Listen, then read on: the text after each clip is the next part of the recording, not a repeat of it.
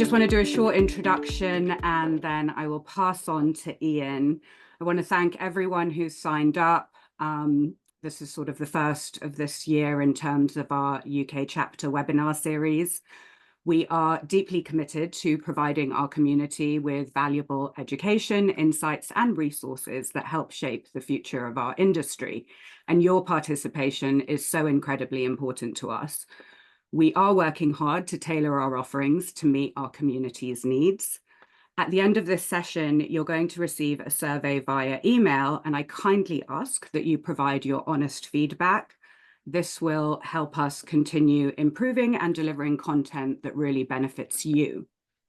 So today we will have opportunities to ask questions. You can drop them in the Q&A below and Ian will answer at the end.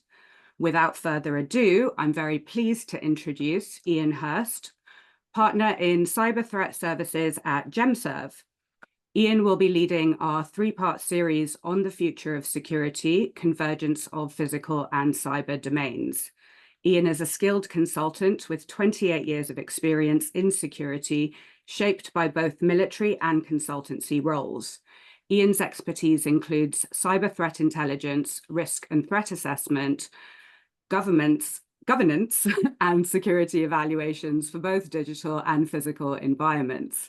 He is adept at ensuring compliance with a wide range of international standards, making him a trusted authority in audit preparation, operational security, and regulatory adherence.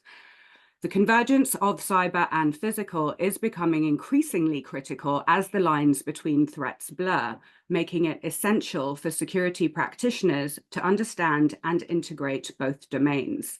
And with that, I will hand over to Ian. Thank you. Thank you, Farah. This is where it all goes wrong. I'm going to share my screen. And we will begin. So I think everybody should now see that presentation.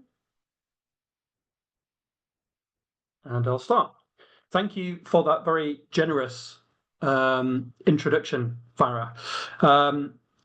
We do indeed have a wide range of clients, ranging from energy sector, defense, manufacturing, retail, law enforcement, all the way through to online dating platforms. So it's definitely a mixed bag of use cases, and every client is very, very different to the next, from critical national infrastructure to online software platforms, software as a service, cloud clients, all the way through to traditional on-premise infrastructure.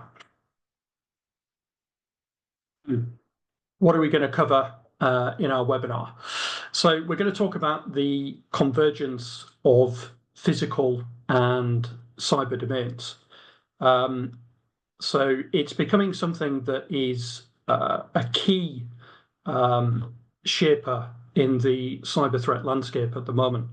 And it's something that is rapidly rising to the top of everybody's conversational lists with clients that we deal with, especially when we deal with clients that have particularly complex environments that include connected devices, Internet of Things, and it's a complex landscape that requires a multifaceted approach. And what we're going to do is we're going to delve right in at the beginning, and we're going to set a little bit of context. So we're going to do an introduction. We're going to talk about some drivers of convergence. We're going to go through some case studies, some real world examples, which hopefully will bring the subject to life a little. Some of the benefits and some of the challenges, because you can never have one without the other. And then we're going to have a Q&A session at the end. So we'll start this series with an introduction to the concept of security convergence, exploring how both physical and cybersecurity have evolved over the years. Through historical insights, we'll see the increasing interdependence of these domains. Real-world examples hopefully will illustrate the tangible impact of convergence, and we're going to showcase scenarios where integrated security approaches have mitigated complex threats effectively. As we delve deeper over the series, we will uncover the emerging threats in the converged security landscape, as I said, from IoT vulnerabilities through to sophisticated physical attacks. Understanding these is crucial for devising some robust defense strategies for us all. So again, welcome everyone, and thank you for joining today's webinar. Our focus is on convergence of physical and cybersecurity. As we said, a topic that's gaining rapid importance in today's interconnected world. And we're going to begin by defining some of the key concepts that underpin this convergence. And then we're going to take a look at how these fields have evolved over time.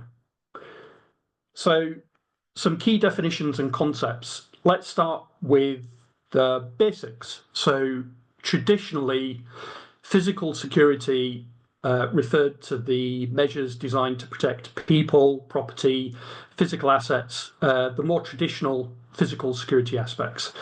This might include things like access control systems, surveillance cameras, security guards, and alarm systems. The goal is to protect tangible assets from theft, vandalism, or harm. On the other hand, cybersecurity involves protecting digital data, networks, and computer systems from unauthorized access, breaches, and attacks. Cybersecurity strategies aim to safeguard sensitive information from cyber threats, such as hacking, malware, or ransomware. The term convergence refers to the integration of these two traditionally separate domains, physical and cybersecurity.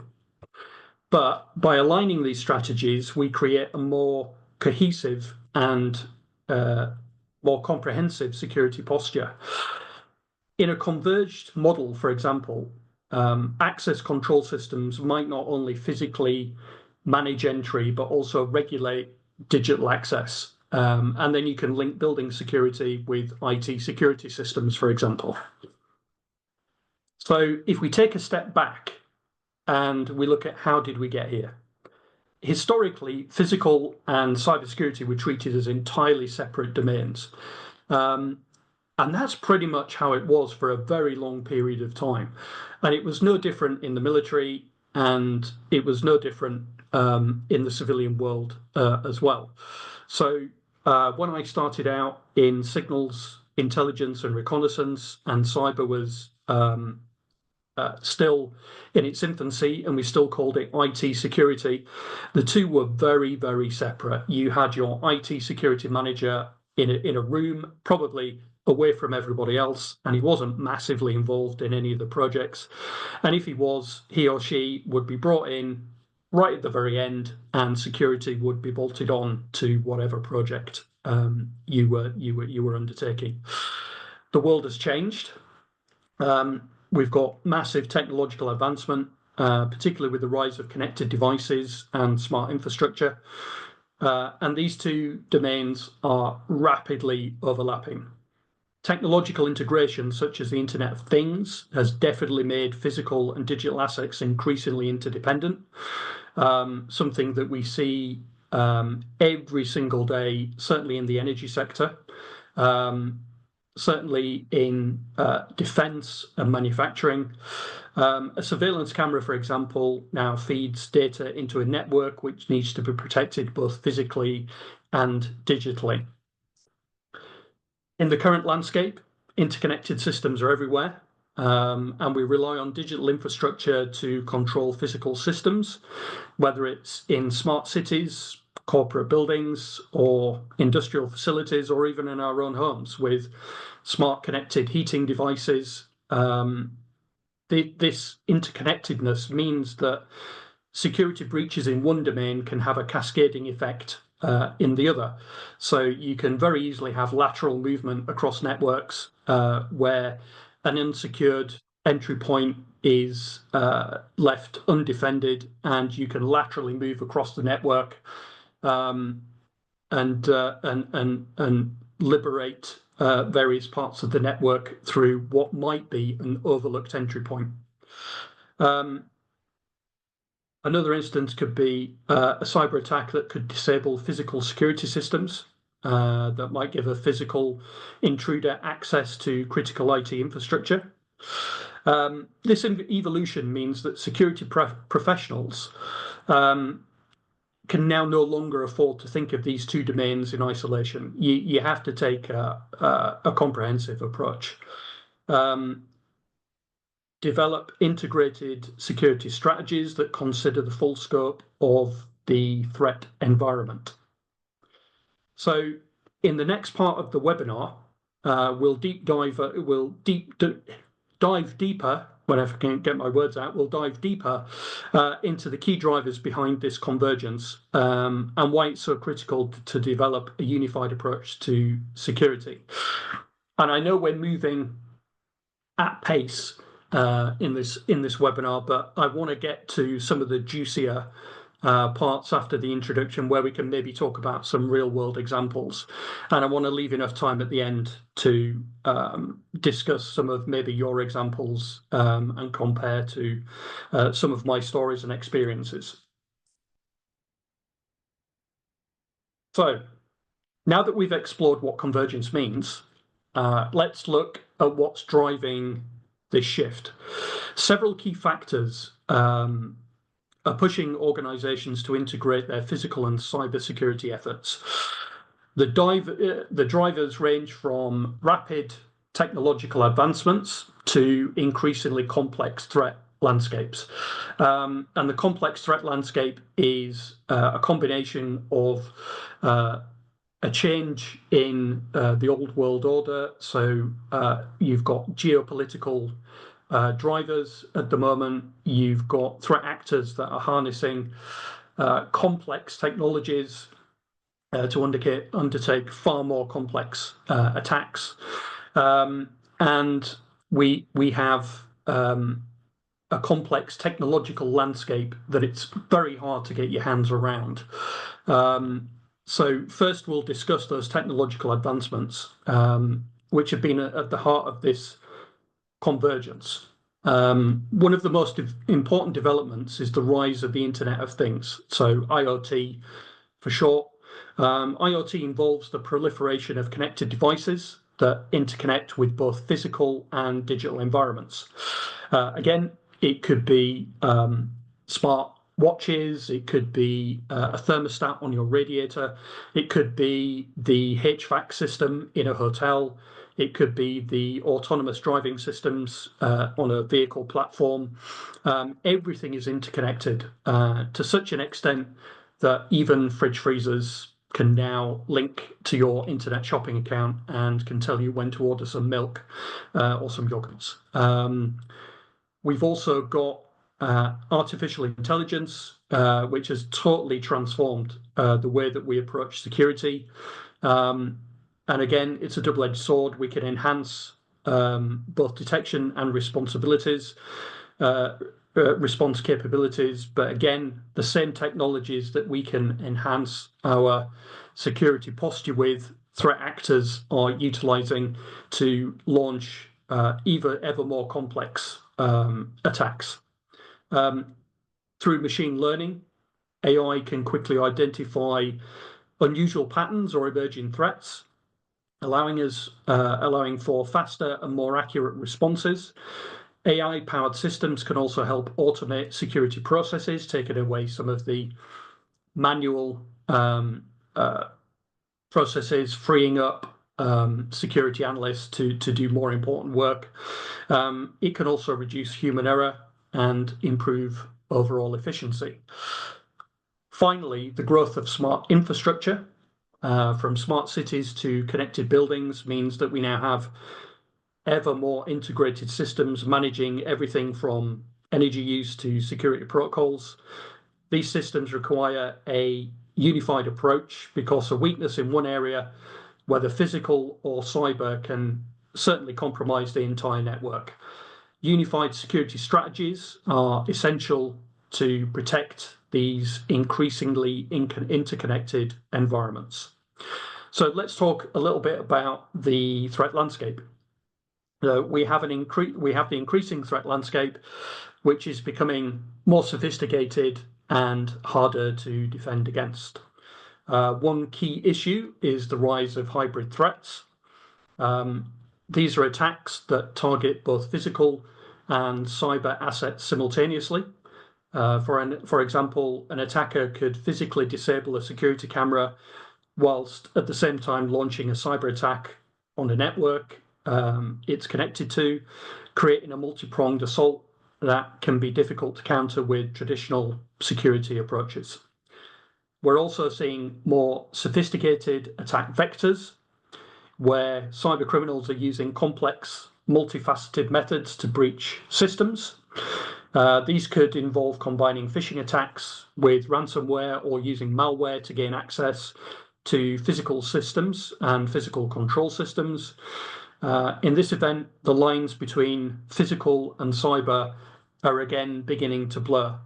On the sophisticated attack vector front and the complex threat landscape, where I'm referring to cyber criminals, I'm also including state-sponsored malicious actors and state malicious actors who are harnessing the power of interconnected criminal gangs and hacker groups for their own ends. Lastly, regulatory requirements are becoming stricter, especially in industries like finance and healthcare and critical infrastructure. Regulations and standards often mandate robust security measures that often require a fully integrated approach. Compliance with these is pushing organizations, certainly the ones we deal with, to align their physical and cybersecurity strategies, ensuring that they meet both operational and regulatory demands. In the next section, we're going to look at how organizations can start implementing integrated security strategies to address these challenges and how we might capitalize on the advantages of convergence. Let's look at samples. I've got 4. I had only planned on using 3, but we've been involved in a particularly interesting engagement from one of our clients, and we obviously have to maintain anonymity for our clients, but it's particularly interesting, so I've included it. So we're going to spend a little bit more time on this one because it is interesting. So first, let's take an example where we've got the integration of CCTV and cyber monitoring systems, which is fairly common. I've chosen a common story there. So traditionally, CCTV cameras have been used to monitor physical spaces, ensuring that people and assets are protected. However, by combining CCTV with cyber monitoring, we can take surveillance maybe to the next level. Modern CCTV systems are connected to the internet and transmit data over networks. This makes them vulnerable to cyber attacks. By integrating CCTV with a cyber monitoring system, organizations can continuously monitor not just what the cameras are capturing, but also the security of the network the cameras are operating on. This integration enables real-time alerts if suspicious activity is detected, whether it's a physical breach captured on video or a cyber attack attempting to disrupt the system. Together, these capabilities enhance security by ensuring both physical assets and your network assets are addressed immediately. And you can address the physical events and the network threats as one, and you can have a joined up approach. The other example might be an access control system, which is another example of convergence we find quite commonly with our clients. In integrated access control systems, these systems don't just manage who enters and exits the building, they also manage who has access to digital systems and sensitive data. For example, some of our organizations use smart card-based access control, where employees use a single card to gain entry to physical spaces like offices or secure areas. And that same card can be used to log into computer systems. This ensures that both physical access and cyber access are controlled through a unified platform. And that also makes it far easier to do things like your joiners, movers, leavers process, and things like if you need to restrict access to a certain part of the building, and you also need to restrict access to certain file systems, certain areas of information, you can do that in one go. It's very, very common for us to be involved as auditors, or certainly as part of an investigation.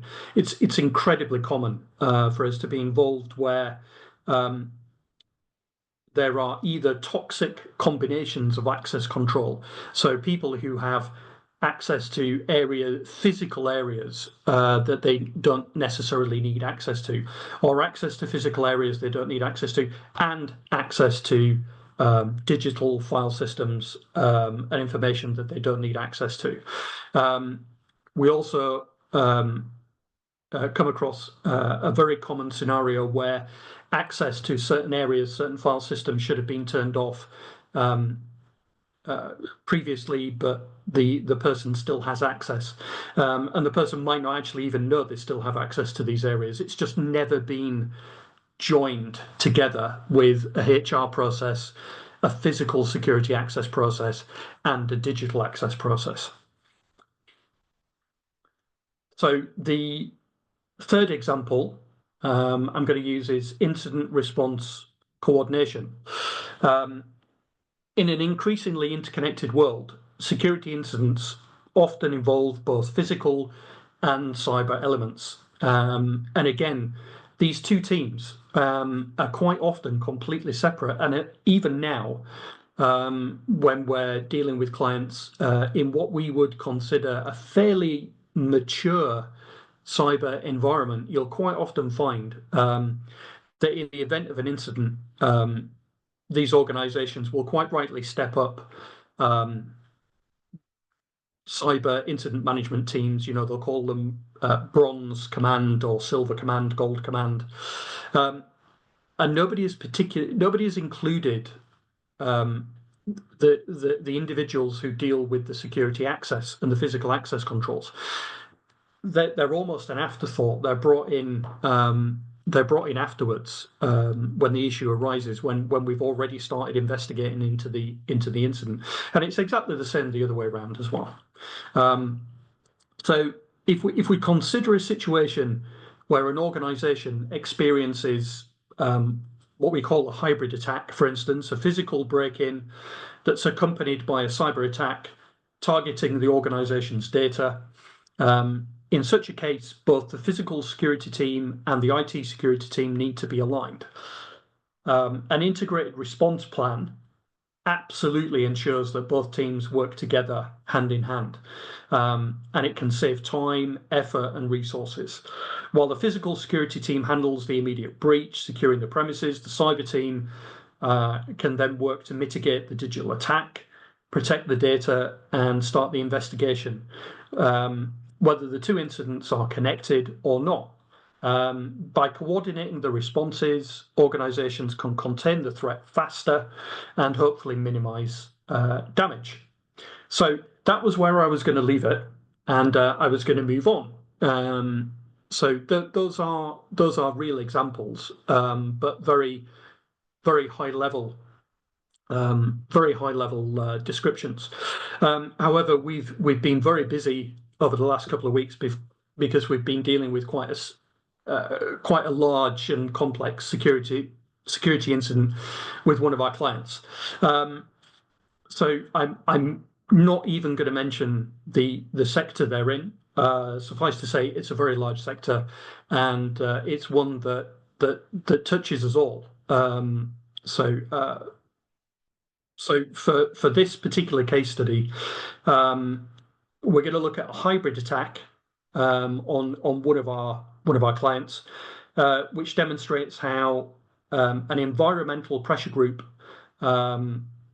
who are quite politically active exploited both the physical and cyber vulnerabilities simultaneously. And hopefully this incident illustrates how attackers can use a combination of social engineering, phishing, and physical infiltration to execute a multi-layered attack. So if we talk about the attack first, and how it unfolded, it's quite interesting.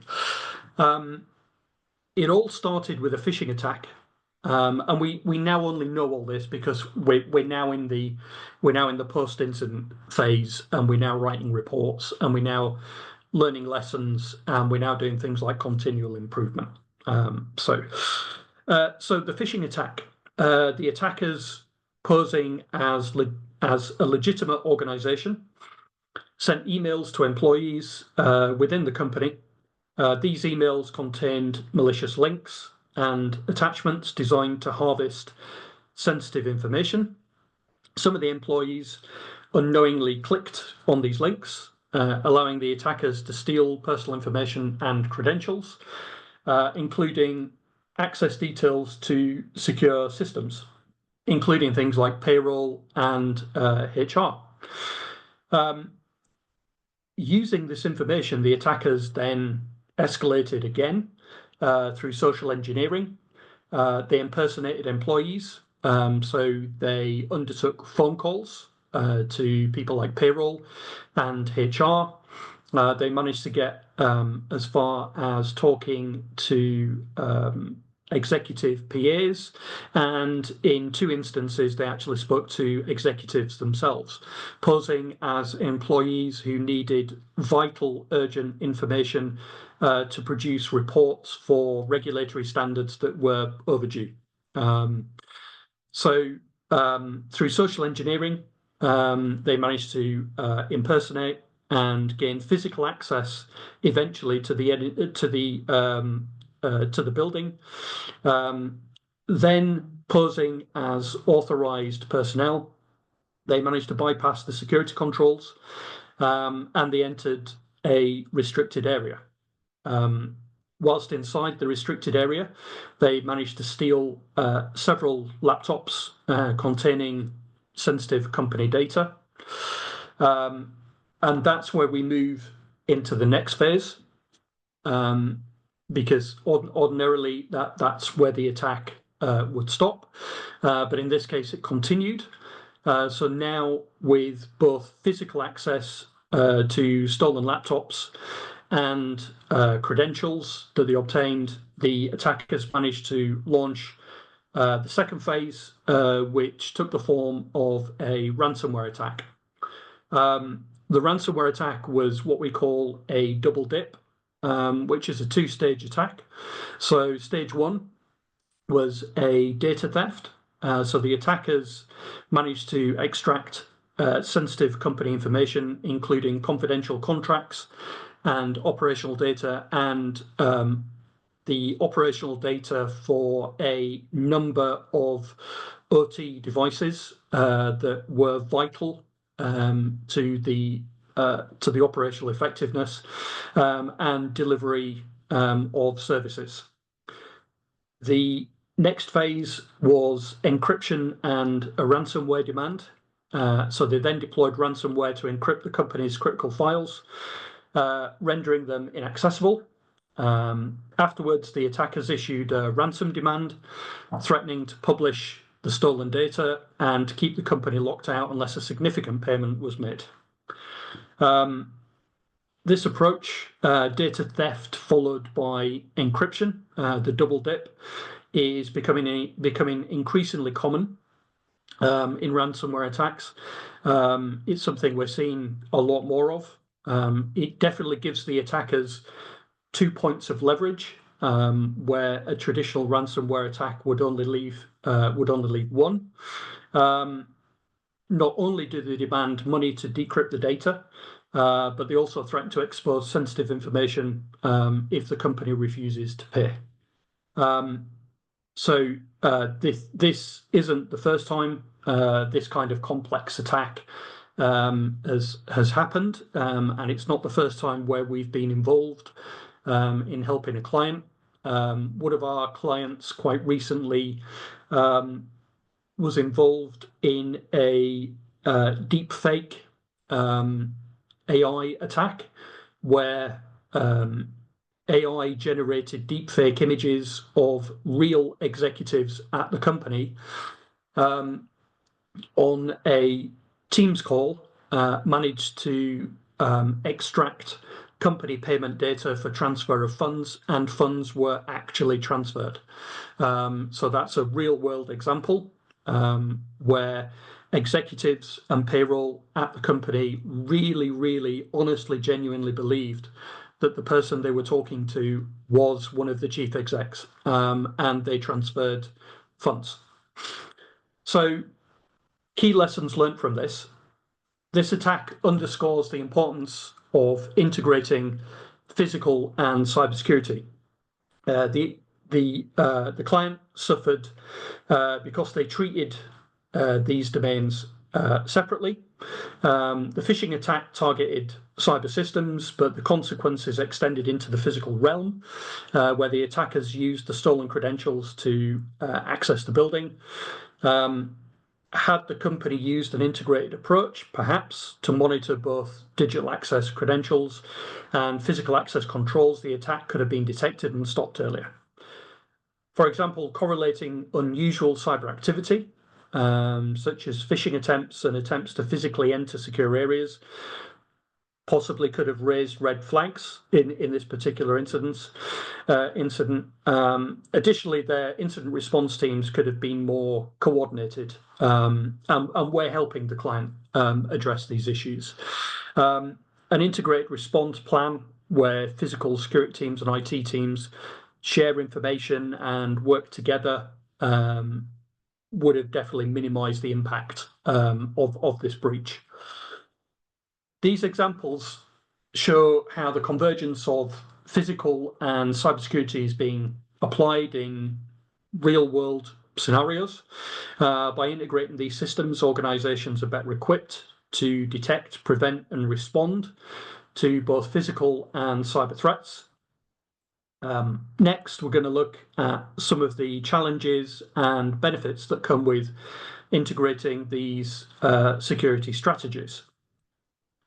I have another example as well, which is quite interesting if we have enough time at the end, but I'll save it until the end just in case.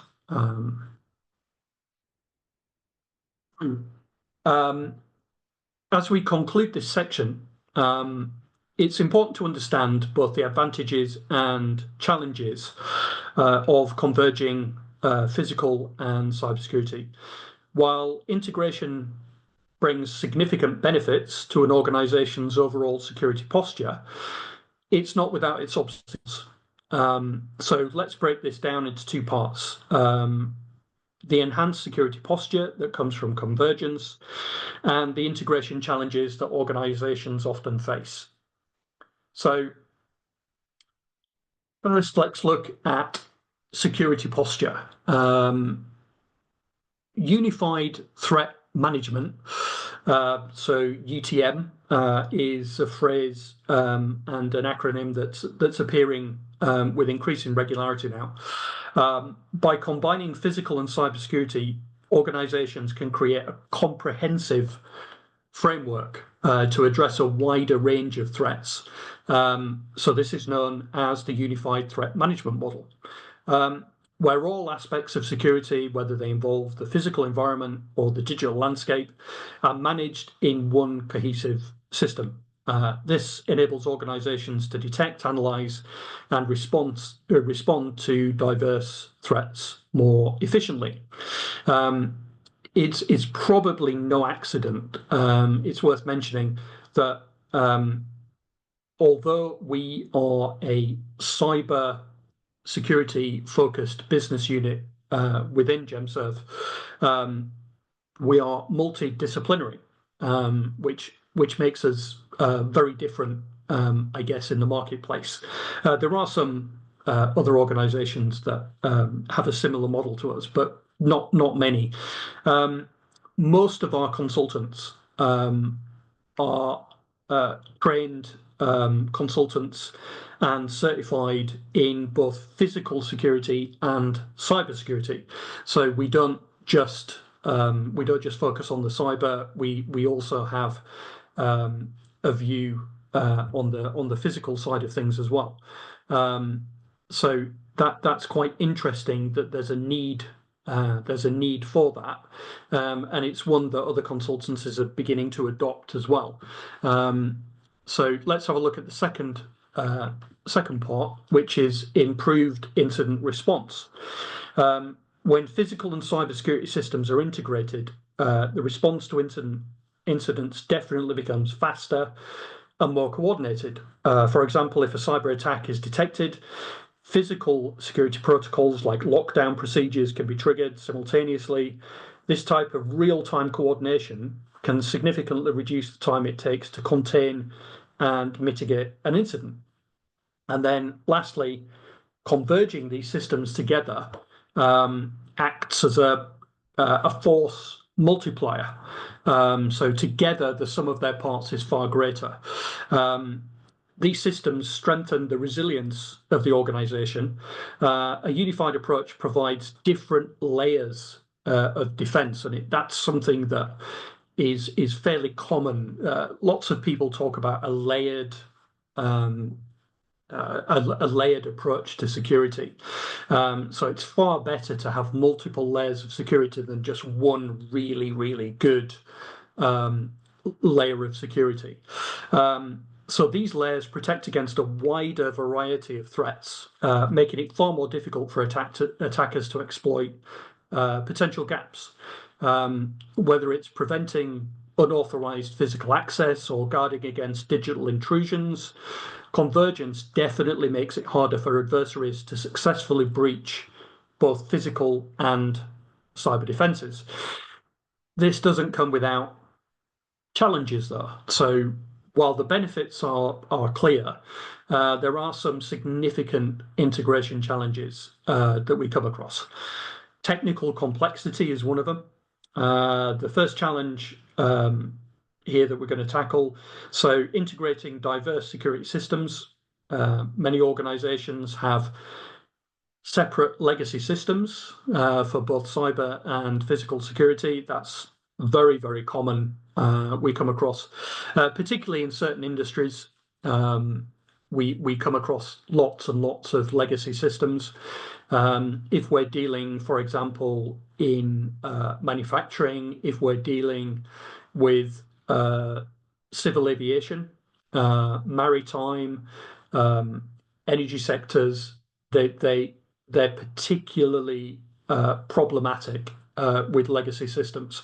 And these are cyber physical systems, so OT legacy systems.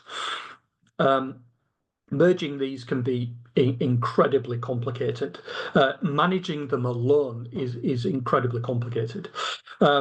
Ensuring compatibility between systems, maintaining data integrity, and managing the technical infrastructure required for convergence all require advanced expertise in many cases, and certainly a considerable amount of planning. Operational and organizational silos is definitely something we come up against.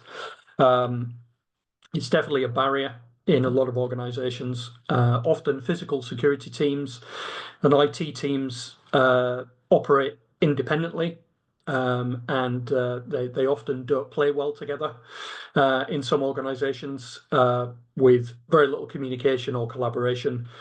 It's quite often a lot of resistance to change that can make it difficult to implement a unified security strategy. Breaking down these silos can often require robust leadership, strong leadership, and definitely a cultural shift towards cooperation across different departments. Cost and resources. That's something that's fairly universal across all the organizations that we deal with. There's always a cost in terms of finance and resource.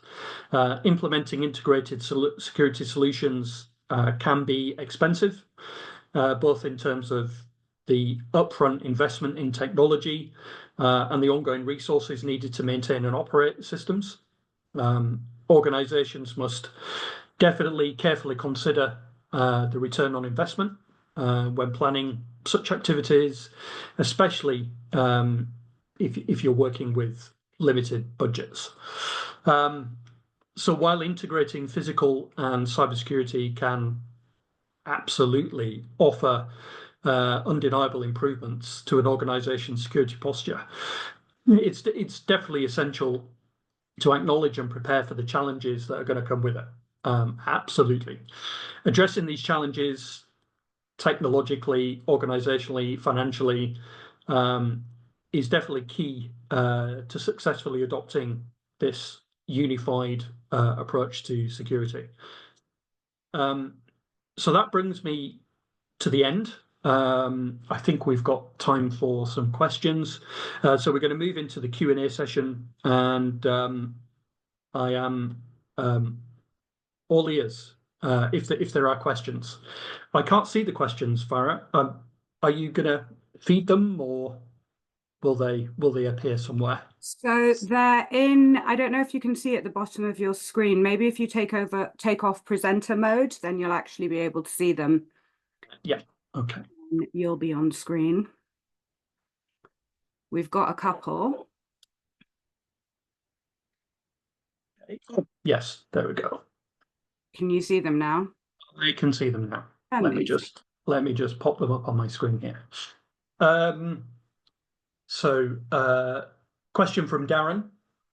Given the increasing overlap between physical and cyber threats, what do you see as the biggest challenge for organizations in integrating their physical and security strategies? And how should they prioritize their efforts? Okay, I'll answer live to that one.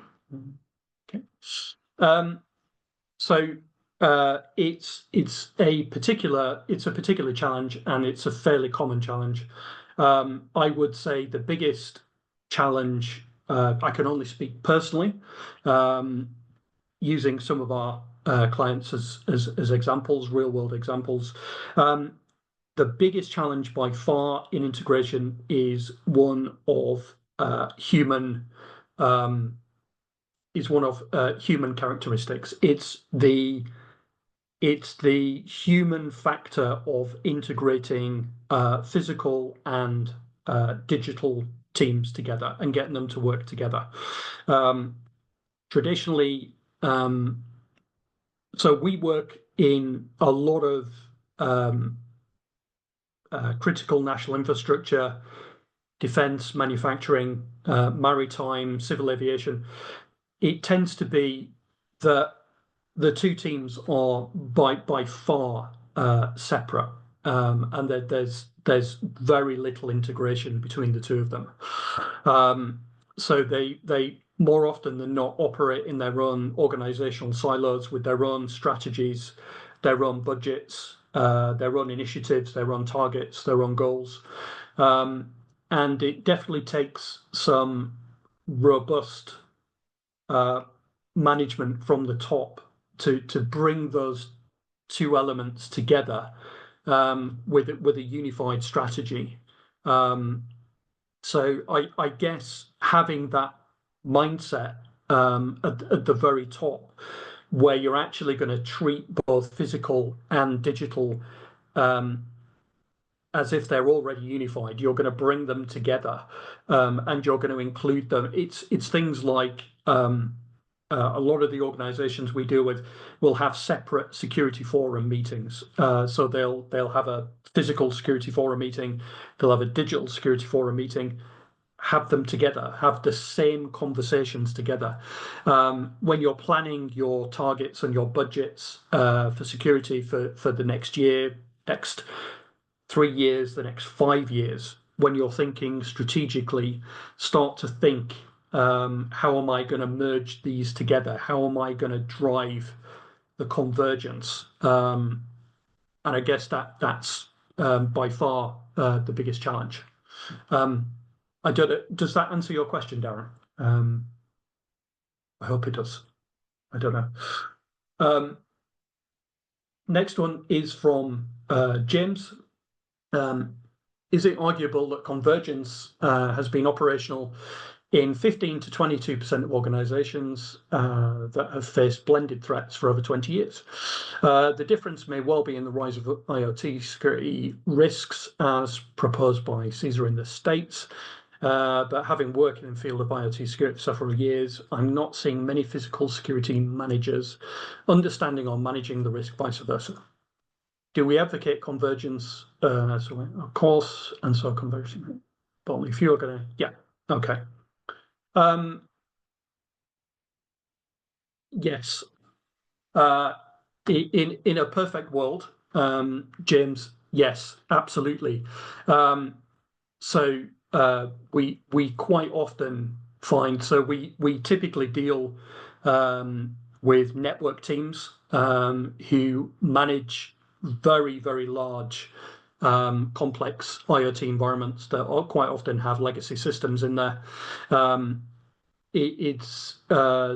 if we were to undertake things like asset discovery, we would probably find that we would only actually understand and be able to see around 80% of the assets that we actually should, and the organization may not even know about some of the assets that are still out there, still connected, still operating. So yes, I'm also not seeing many physical security managers understanding or managing the risk. And yes, we should advocate convergence. And yes, we're only seeing a small amount of organizations take up that approach. So certainly the organizations that we deal with, we're advising their boards at C-suite level as trusted partners, and that's the approach we're advocating, and we're managing to make progress, I guess, is the good news. And yes, only a few SIEMs integrate for monitoring. However, we do work with partners who can provide solutions to correct that. So there are technological solutions to address that. But again, in a lot of cases, it boils down to the fact that we're still treating the two domains completely separately. But we are making progress with our clients, certainly in getting into that different mindset. The next one is from Alessandro. Which is the industry in Europe who's been able to have a fully converged security organization? Industry. So I don't know about industry. That's maybe a little that's maybe a little taking a step back too far. I couldn't say, to be honest. I don't think any particular industry has got this solution yet. Even when it comes to aviation, even when it comes to defense, even when it comes to manufacturing, there are some that come close. But I would have to say that we've got some organizations that absolutely get it. So we're working with some other clients who are already doing this. We're providing consultancy for other areas of the business, for example, maybe threat intelligence or PCI DSS or privacy issues, but they've absolutely got the convergence nailed. So it's not like organizations aren't doing this, and a lot of organizations are aware of this, but they just lack the resources and the managerial push to achieve it or realize it. Next one from Anonymous. How does convergence affect the threat landscape? And which industries is it impacting the most? Which industries do you see the most actively engaging in the process? Convergence affects the threat landscape in that if we get convergence right, it makes it more complicated for malicious threat actors to execute what we call those hybrid attacks or blended attacks, multi-layered attacks, however you want to phrase it. By adding in all those different layers of security and working together, it makes it far more complex. So you're already eliminating the people who perhaps don't have the correct motivation or the correct tools and techniques, the correct knowledge and mindsets and technology. So you're already mitigating some of the lower level threat actors. Industries it's impacting the most by far, what we're seeing is energy and defense manufacturing a close second. And rightly so, it is those two industries that are actively engaged the most.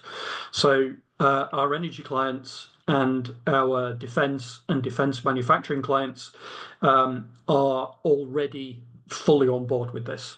So we're already working with them. Their plans before we got involved were already fairly progressive. Certainly one particular defense manufacturer who's particularly large, global organization, they are quite advanced on their convergence journey, and we're helping them to enhance that and make it more effective. So convergence and what's called cyber physical systems is something that's been around certainly in the energy sector and defense manufacturing for quite some time. It's maybe other industries, other sectors that are beginning to catch up now. Yeah. Telecoms, James, I can't speak to telecoms because we don't actually have any telecoms clients, but yes, I can definitely agree with that. So previous experience before Gemserv tells me that telecoms industries would be a particular threat, and having dealt with clients previously in the telecoms industry, it would come as no surprise that they are definitely behind the curve in terms of being able to manage their IoT environment, being able to manage their cyber physical systems effectively, and given the legacy of telecoms industries, certainly in the UK, the way they were originally designed, structured, manned, the recruitment areas that they originally came from, the structure has been built in a very traditional way. So I can definitely see that being a challenge. Yeah, I can definitely see that being a challenge. Great. We've still got a few minutes left, Farah. I've still got a couple of questions in there. Keep going while we have questions. Great. I have time. It's good.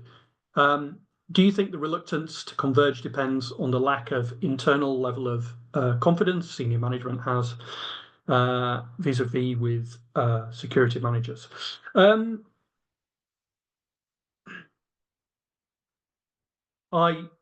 It's not something.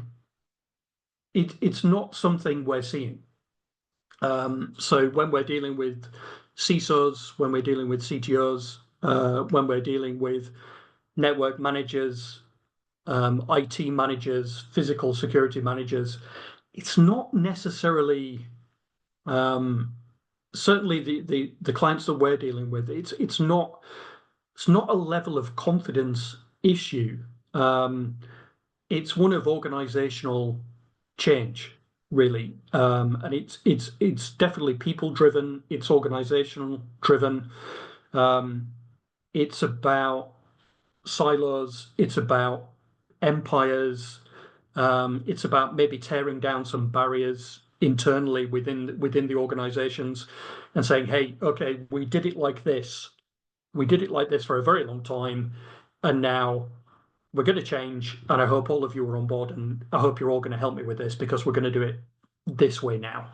So I guess it's about organizational change and organizational leadership, which is by far one of the most complex issues that we have to deal with. The cyber issues, the organizational issues, the project management issues, the SME implementation of convergence is by far the easier bit. Dealing with people and changing mindsets and cultures is definitely the issue. So are CISOs worried about IoT risk? Yes, absolutely, 100%. So typically our consultants certainly